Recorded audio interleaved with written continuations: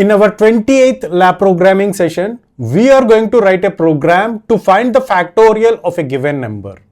How to find the factorial of given number? First, we will understand that mathematically, and after that we will implement the logic. We will understand the logic for that implementation. So how to find the factorial of a given number? So given a number by the user, the factorial is 5 into 4 into 3 into 2 into 1. So this is how we can find the factorial of a given number, and the result of this 5 factorial is, so this is the factorial symbol, the result of this 5 factorial is 120. Now we have to write the logic for this, and the same logic can also be applied. This is how mathematically we get used to this logic, and the same can be implemented as 1 into 2 into 3 into 4 into 1. So both of them are going to produce the same result, 120. Now we are going to implement this logic. So this is how our logic is getting implemented, and this is the logic. This is the for loop that we are going to use for this, and it is very straightforward. And here we are going to iterate from I starting from 1 to 5. So let's assume that the value of n is equal to 5. So we are going to iterate from 1 to 5. So every time we are going to take the variable, the value of the variable result as 1. Initially we are going to take it as 1, and every time we are going to multiply that 1 with the value of I. So let's see that step by step. So the value of I is equal to 1 initially, and we are going to check, is 1 less than or equal to 5. Is it true? Yes, it is true. Now what we are going to do is, we are going to multiply 1, the value of result, which is 1, with the value of I, which is 1, and that resultant is going to stored in again in the same variable result. Now this will also become 1, and in the second iteration the I will get incremented, and the value of I has been made as 2. Now what we are going to check? We are going to check, is 2 less than or equal to 5. Is it true? Yes, it is true. Now we have to multiply the result I, 1, with the value of I, which is 2. Here the value of I is 2, and the result is going to be 2, and it will get stored in the variable result. Now the new result value is 2. Now again the iteration will be made, and here the value of I will become 3. And is it less than or equal to 5? Yes, it is less than or equal to 5. Now in the second iteration we are going to do the multiplication. So here the multiplication is done with the value of result, which is 2. So 2 is multiplied by the value of I, which is 3, and the result is going to be 6. And now this 6 will get stored in the result again. So it will get updated. Now the new result value is 6, and again the iteration will be made, and here the value of I will get incremented, and it will become 4. And what is our next step? The same. The existing result, which is 6, will be multiplied by 4, which is going to produce an outcome of 24. And the last iteration, so 4 is verified, and the next one is 5. 5 less than or equal to 5. Yes, it is true. So the value of I will become 5, and again the multiplication that is done is 24 multiplied by 5, which is going to produce an outcome of 120, and now the value of I will become 6. So we are going to compare 6 less than or equal to 5. So this is where we are going to fail, and we are going to come out of this loop, and the result will get printed, which is storing a value of 120. So let's see the implementation of this by using functions. So we are implementing this by using functions. So let's go on with that implementation. So here is our implementation. So why we are using functions? It is very straightforward. There is no need of using the functions. So we will understand that also. So here I have declared the function as long int. See here, we have said that we have to give the data types, but along with the data types we can provide the qualifiers also.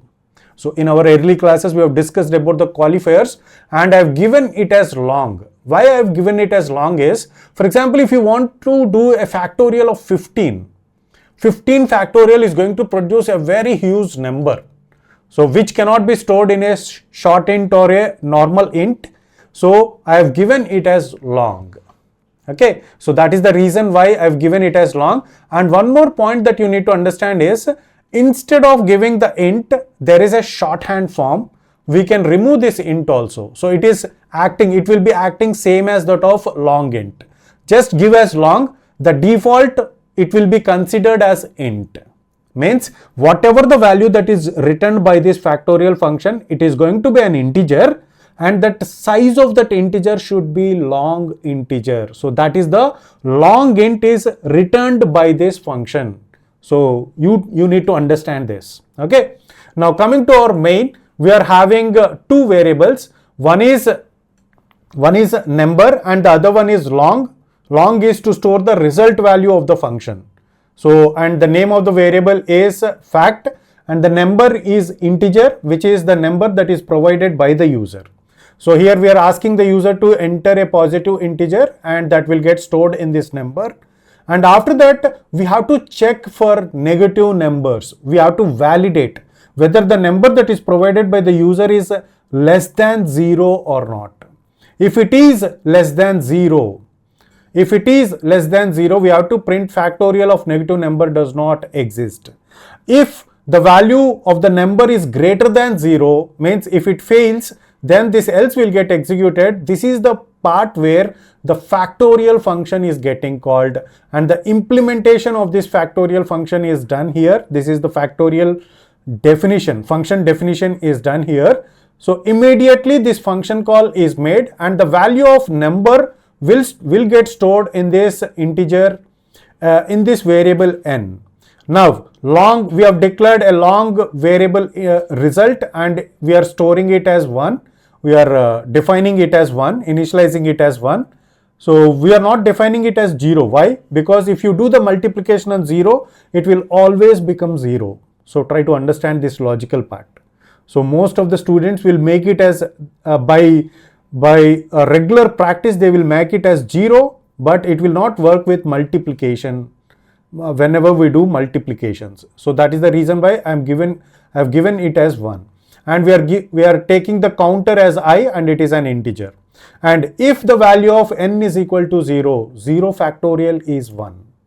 Okay, if the value of 0 factorial is 1, so we have to return. So if the value of n is equal to 0, we have to return 1. Okay, simply we are going to return 1, and that will get printed. Now if the value of n is not equal to 0, if you provide the value of n is equal to 5, then the for loop will get iterated. So this iteration we have seen. The same logic we have implemented here, and finally the result will be returned back. Now after returning the result, it will get stored in the fact. That is the reason why I have stored the value of long. So the fact value is a long integer. Okay, so because the result is going to be very big for the smaller numbers. If you do 20 factorial, we are going to produce a very large number. So that is the reason why I have taken the data type of long for fact, and we can avoid int because by default it is going to consider that value as integer. If you want to store a long floating value, then you have to provide that float. Long float has to be provided. If it is long int, no need to provide that integer. We can do that shorthand form. Okay, so let's execute this program and see how the outcome is getting produced. So for example, if you take this positive number as 15, so what is the factorial of 15? So how big that number is? Try to understand that. So that is the reason why I have taken a long value within that for the implementation of those numbers. Okay, so that's it for this video. And one more point before concluding our video, I have one conclusion to be done, and here we have implemented the concept of factorial by using the for loop, but we can implement the same logic by using recursive functions. So what is this recursive functions? That we will try to understand in our next class. So that's it for this video. See you in the next class.